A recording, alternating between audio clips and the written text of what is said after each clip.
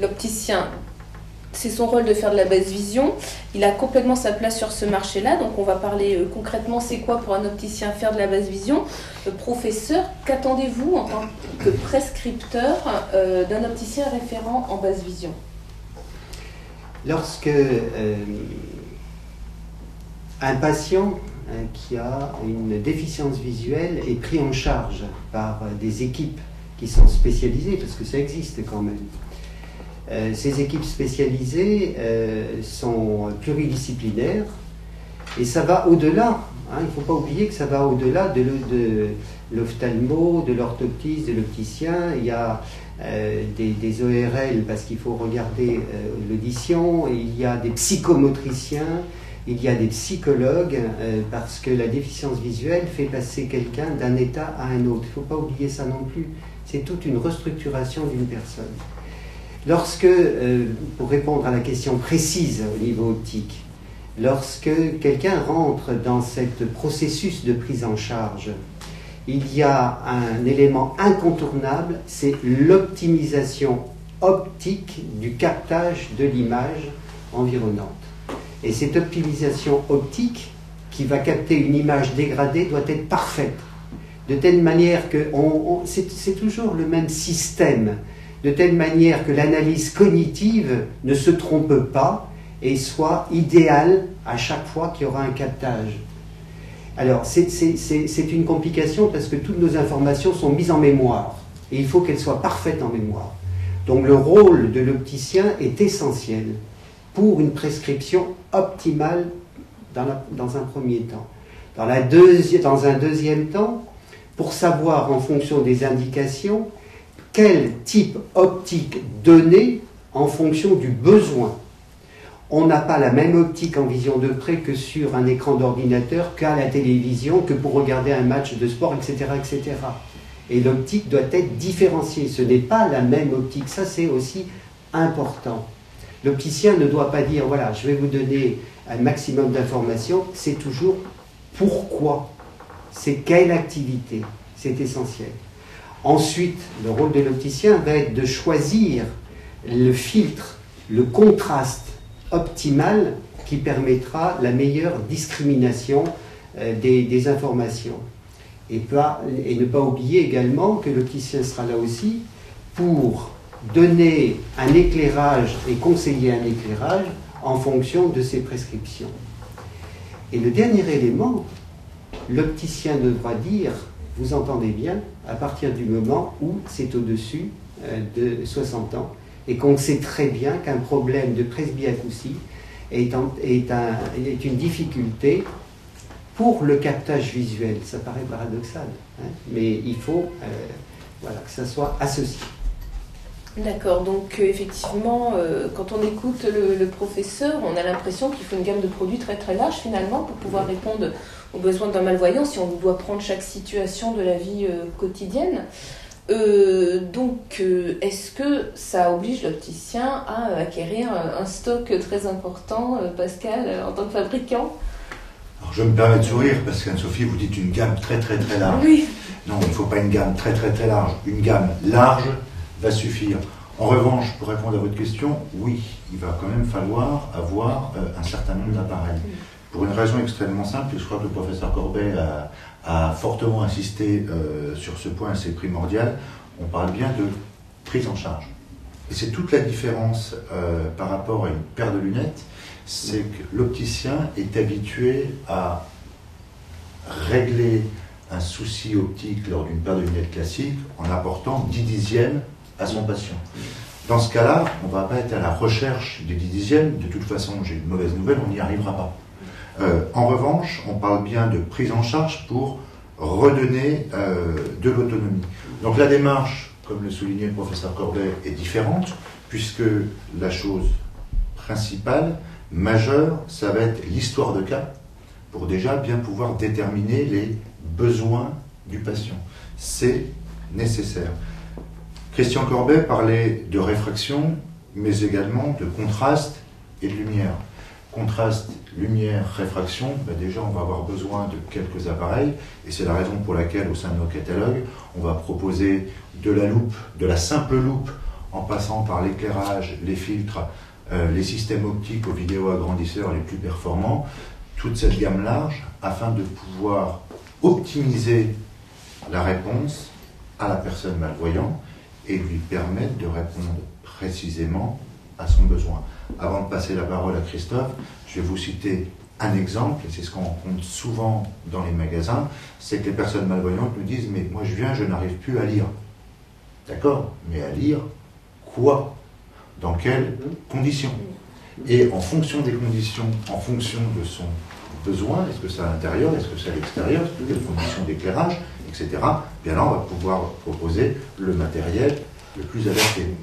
Alors même si les fonctions restent assez semblables, c'est de redonner de l'autonomie, on est forcé de constater que lorsqu'on va utiliser une loupe à main ou une loupe à poser, la fonction sera la même, va être de grossir, mais l'usage ne sera pas le même. Donc ça va être vraiment fondamental, c'est la raison pour laquelle il y a une gamme qui est relativement large en basse vision. Alors bien sûr, on n'est pas obligé de tout avoir dans un premier temps, puisqu'il y a des systèmes de prêt, de location, etc., comme le soulignait Christophe, mais oui, on ne va pas se mentir, il faut quand même du matériel pour prendre en charge. Et je rassure les opticiens qui ont bien souvent 1000 à 1200 montures en stock dans leur magasin. Ça prend beaucoup moins de place finalement. Ça prend beaucoup moins de place et vous n'aurez pas besoin d'avoir 1000 ou 1200 appareils. Donc on verra effectivement plus tard s'il faut un espace dédié, Absolument. etc. Voilà. Absolument. Donc Christophe, par rapport donc, au matériel nécessaire pour équiper un malvoyant. On peut considérer deux types d'opticiens. Comme on parle depuis tout à l'heure, l'opticien qui veut faire de l'aide visuelle pour renseigner son client, pour une petite loupe, pour écrire, avoir une petite loupe pour se déplacer, pour faire ses courses, etc. Donc si on parle de ces opticiens-là, un petit kit d'une dizaine de loupes, un petit peu moins, un petit peu plus, en gros, si on parle de financier, ça représente à peu près dans les 500 €. On parle aussi des coûts, effectivement. Des coûts, donc c'est pas quelque chose qui est très onéreux, et que nous, Eschenbach, considérons que ça fait partie, ça doit faire partie de l'échantillonnage qu'il doit y avoir au magasin. On a certes des lunettes, etc., lentilles, etc., mais d'avoir un petit kit minimum de loupe fait partie, à notre sens, de l'équipement à avoir. Après, quand on parle vraiment de basse vision, là, forcément, on rajoute un petit peu des équipements, ça passe par des filtres, comme le professeur Corbet, des lampes, l'éclairage, des télescopiques, des microscopiques. On incorpore aussi l'électronique. L'avantage de l'évolution technique depuis des dizaines d'années, c'est qu'on intègre maintenant l'électronique qui a plusieurs avantages, distance, grossissement variable, etc. Et là aussi, c'est un coût. Donc certes, les fournisseurs comme Eschenbach prêtent du matériel, mais il faut aussi qu'il y ait un engagement de l'opticien. Mais on peut dire, à partir de 2000 €, l'opticien peut déjà avoir un kit conséquent pour gérer tous les clients qui rentrent en magasin. Marc, dans le kit de base donc, qui va équiper tous les magasins Lissac, il y a quoi dedans? Alors, c'est un kit qui est plutôt destiné aux premiers déficients visuels, c'est-à-dire déjà, encore une fois, il y a déjà une formation qui est incluse, parce que sans formation on ne va pas faire grand-chose. Bien comprendre le besoin, je crois que c'est primordial, et en fonction là aussi de l'implication de l'opticien, ce kit a plutôt une vocation à la base d'être des systèmes grossissants, d'accord, d'apporter de l'aide visuelle. Ensuite, il y a des opticiens qui veulent aller plus loin. Donc, le kit ne comprend pas d'agrandisseur, on a quelques filtres. Je laisserai d'ailleurs Alain détailler tout ce qu'il comporte, parce qu'il l'utilise en magasin et bien plus. Et ça permet encore une fois déjà de pallier à cet accueil qui fait déjà défaut aujourd'hui, bien de mettre les produits en avant, le tarif, les contrastes, l'éclairage, on en parlait, tout ça. Tout ça, c'est aussi inhérent à ce kit et quoi en faire. Après, effectivement, on peut aller beaucoup plus loin, ce qui va nécessiter d'autres moyens, on va sûrement en parler, de place et puis de tarifs, mais là, on rentre dans la vraie basse vision et on devient un centre de basse vision qui traite assez régulièrement. Donc, notre vocation, c'est déjà de commencer à permettre à l'ensemble du réseau d'accueillir correctement avec le minimum de matériel, qui soit microscopique, télescopique, des loupes, des éléments électroniques, quelques filtres. Et puis Alain, qui l'utilise le plus souvent, on parlera sûrement mieux que moi. Mais voilà, c'est plutôt un niveau 1. Et après on continue et on rentre en formation niveau 2 et plus. D'accord, donc vous, en tant qu'opticien, vraiment référent basse vision sur votre région, vous êtes, je dirais, niveau 3, 4 peut-être? Alors, je pense qu'il y a deux niveaux, à mon avis. Il y a le niveau, effectivement, pour, je dirais, débrouiller un petit peu avec un corner, effectivement, qu'on peut mettre en vitrine. Donc il y a les loupes, des loupes à main, des loupes éclairantes, des filtres, des lampes. Donc déjà des choses permettant d'améliorer le contraste de la tâche visuelle à faire en fait, hein. Et puis une méthodologie pour chaque opticien qui a ce cornet, d'accueillir effectivement la personne malvoyante au sein de son magasin et puis de commencer à lui éventuellement l'écouter déjà et puis voir ce qu'on peut proposer, si on peut proposer des choses intéressantes. C'est un premier pas et puis après l'expertise ça vient après et comme dit monsieur le professeur Corbet, c'est aussi l'optimisation de l'image, l'optimisation de la réfraction, etc. qui vont venir après, puis avec le maniement de systèmes un peu plus compliqués, si on peut dire, des systèmes télescopiques, microscopiques, etc. Et tout ça, effectivement, il faut que le magasin puisse le permettre également. L'accessibilité du magasin, ça fait partie déjà de la prise en charge. On peut parler des places de parking, l'accès. On ne peut pas prétendre être un opticien référent basse vision si notre point de vente n'est pas aux normes d'accessibilité aux handicapés, par exemple. C'est difficile, ouais, tout à fait. C'est vrai que le mieux, c'est de le prévoir en amont de la construction du magasin, ce qui n'est pas forcément possible pour tout le monde, mais quand c'est possible, ça donne de très beaux résultats. Et donc la création d'un espace basse vision est, je dirais, une chose normale pour un niveau expert, enfin que j'appellerais expert, et ça permet effectivement d'avoir un petit peu plus de lampes, de filtres, d'aides visuelles, d'aides électroniques, et puis de permettre à la personne d'essayer en fonction de ses besoins visuels tel ou tel type, je dirais, dans un relatif calme, presque à côté du magasin, en fait, hein, ou dans un coin du magasin, permettant la confidentialité, évidemment, des échanges, et permettant également d'essayer avec même des produits qu'apporte la personne malvoyante. Donc, quand on parle de l'accueil d'un malvoyant, est-ce qu'il y a des critères à respecter? On n'accueille pas un malvoyant comme on accueille un primo-presbyte de 45 ans. Absolument. Alors, il faut effectivement mettre en place l'accessibilité, à la fois à travers la vitrine aussi, permettre de dire à la personne ou aux accompagnants, comme dit Pascal, parce que c'est souvent les accompagnants, c'est souvent les enfants qui regardent les vitrines des opticiens et qui disent tiens, peut-être que chez lui on va peut-être trouver des aides visuelles ou des loupes, et ils rentrent pour un renseignement et après on en parle un petit peu plus, et puis évidemment la seule personne à convaincre c'est le malvoyant lui-même, donc on demande la présence quand même de la personne malvoyante. Et donc l'accessibilité, c'est mieux de plein pied évidemment, un magasin de plein pied sans marche, sans recoin est préférable. Des contrastes forts entre le sol et les murs permettent une meilleure orientation de la personne malvoyante. J'ai même vu dans un magasin à Madrid, pour ne pas citer Angel Baragnano, un opticien exemplaire en basse vision, avec un circuit de LED au sol permettant effectivement à la personne malvoyante de mieux s'orienter et d'aller directement à l'espace basse vision. Donc il y a des choses à faire, il y a des choses faites et des choses à adapter en fonction de son magasin.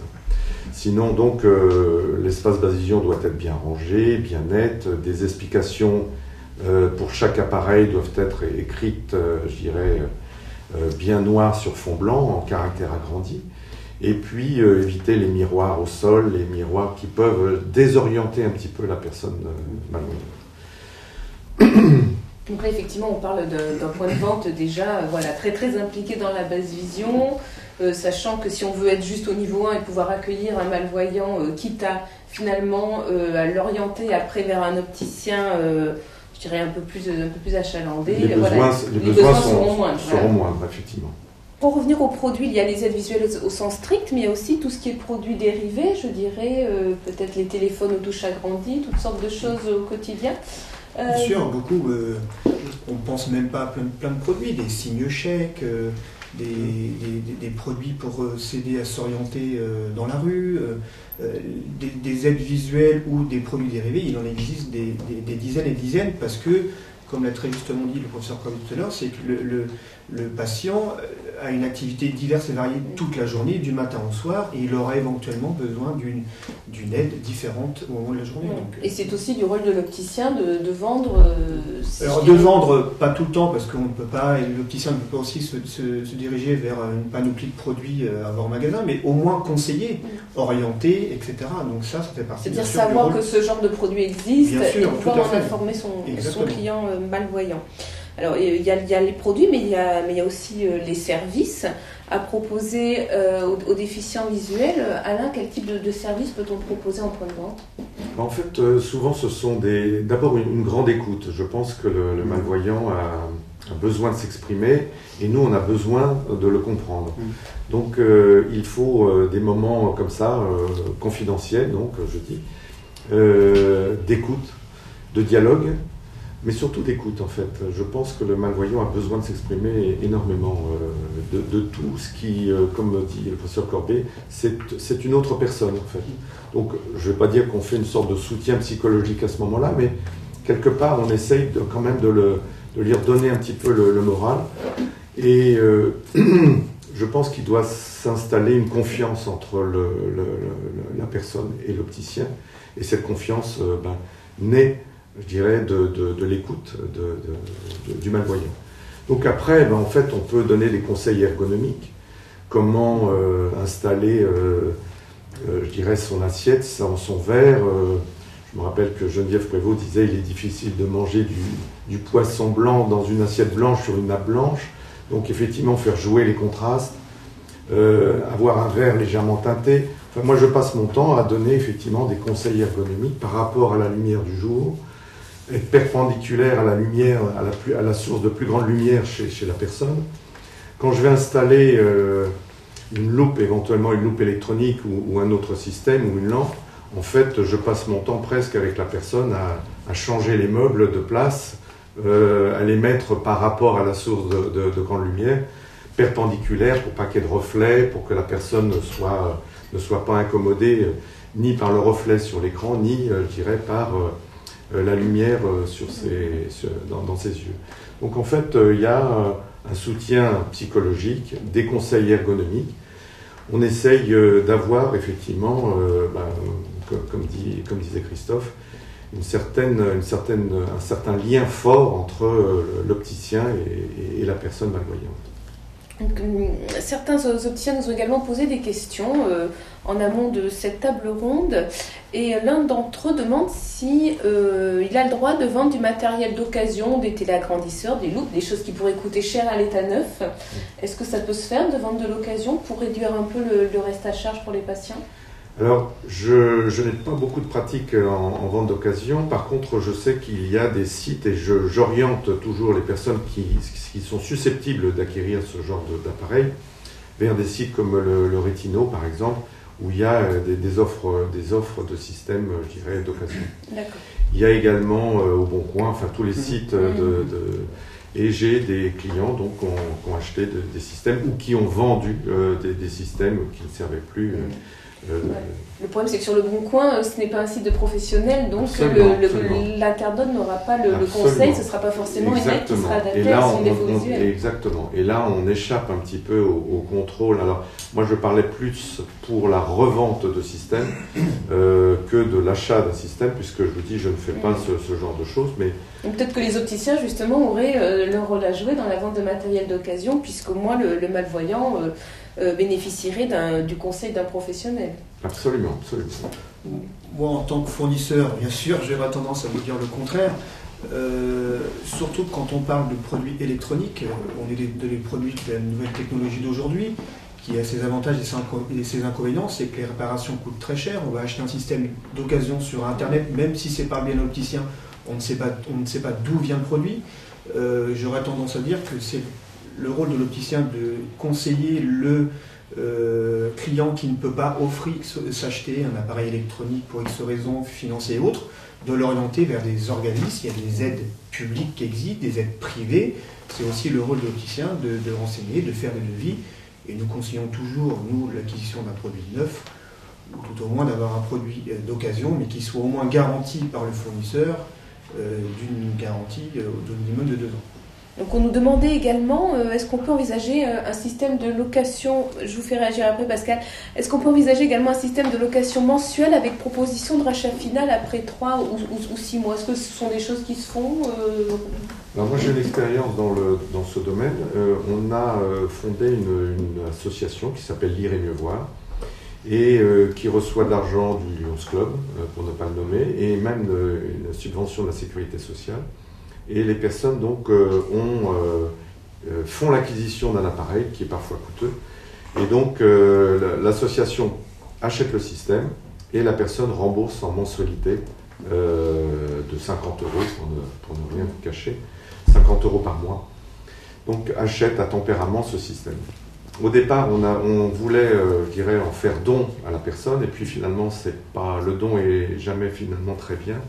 Il faut responsabiliser la personne, et hélas, ça passe par un petit loyer, même minime, mais la personne est responsabilisée, et donc elle rend parfois le système lorsqu'elle s'en sert plus, ou pour d'autres raisons. Mais par contre, ça fonctionne bien. Pascal. Oui, pour revenir sur la vente d'occasion, les ventes sur Internet et les financements, et je vais quand même répondre à la question, mais avant toute chose, je pense qu'il est important déjà d'avoir une vraie réponse pour la personne malvoyante. Je ne mets pas de côté le prix puisque c'est important. En revanche, n'oublions pas un postulat de base, c'est que bien souvent la personne arrive au magasin en disant « on ne peut plus rien faire pour moi ». D'ailleurs, l'ophtalmologiste... C'est ce que l'ophtalmologiste leur a dit souvent.